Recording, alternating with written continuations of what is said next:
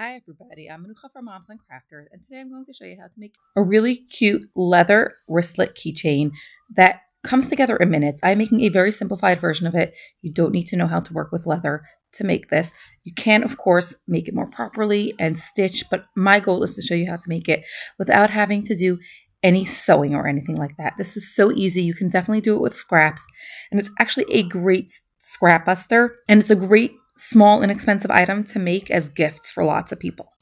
I made both a purple one and a blue one. I find that when I'm running out with the kids, it's very hard when I also have to hold my keys. I used a nice soft leather. And while there are many different ways you can do this, I kept mine quite simple. So you want a piece of soft, relatively thin and flexible leather.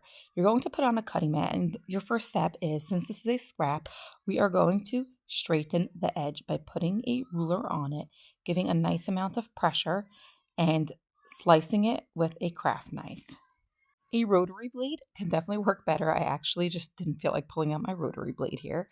You're placing your knife very carefully, and you're going to want to try and keep it rigid and in place.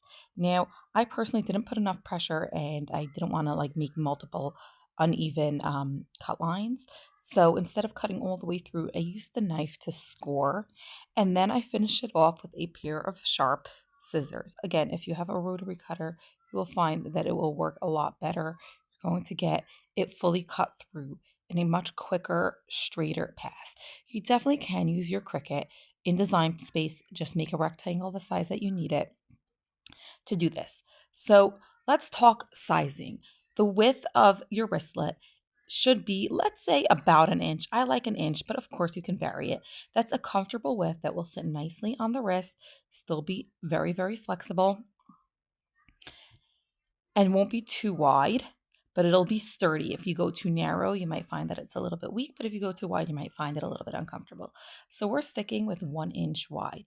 So then we're using our cutting mat, and this time we're going to tape it in place and smooth it out as well as we can, because we don't want any shifting, because then we might lose some of the width of our leather. When we're first doing our edge, we could have really taped it down, but if we would make a mistake, then we could just sort of consider that the end.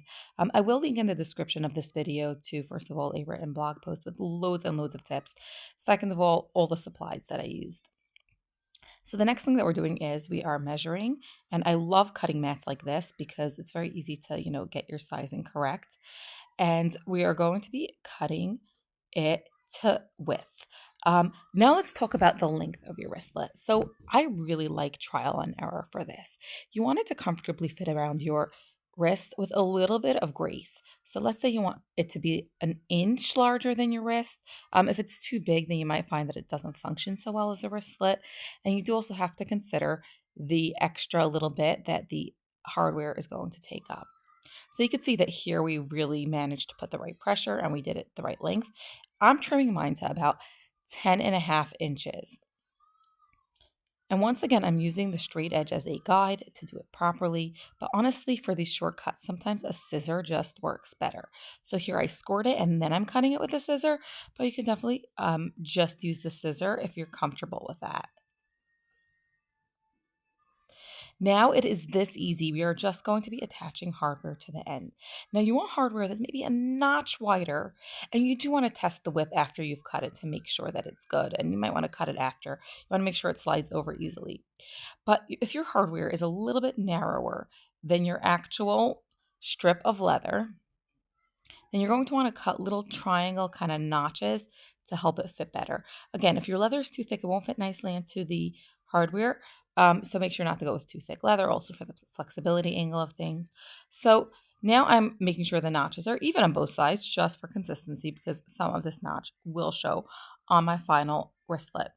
And we're putting a ribbon crimp over it. Now you can get special key fob hardware for this. I'm using a ribbon crimp because I do try to craft with what I have handy, and I find this bottle cap style to be really pretty. And I'm using regular pliers again because I'm making these things once, twice, 3 times. I make them occasionally. I don't do it heavily every day because I'm more of a diverse hobbyist. But if you're making piles and piles of these to sell, for example, or even just as a one-off to give as gifts, you are better off getting specialized equipment just because it'll make your job easier. So here we're just crimping down our ribbon crimp, but once again, you can get a key fob plier and key fob hardware.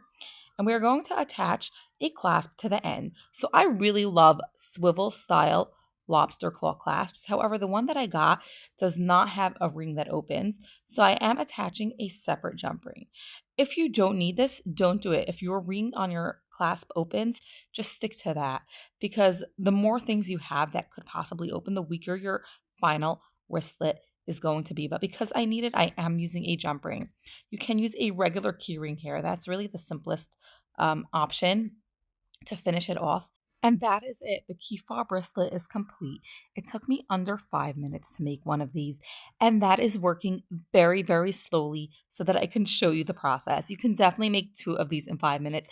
And if you have a Cricut and you can cut a bunch of these all at once, it'll take you minutes to assemble this. Of course, you can embellish it, you can stamp the leather, you can use heat transfer vinyl to embellish the leather. If you enjoyed this, hit the like button. Comment if you have any questions. Make sure to subscribe for more easy, doable tutorials broken down into easy to follow steps like this one. And once again, you can find a blog post with all the details and all the links to the materials in the description of this video. I hope you enjoyed, and happy crafting.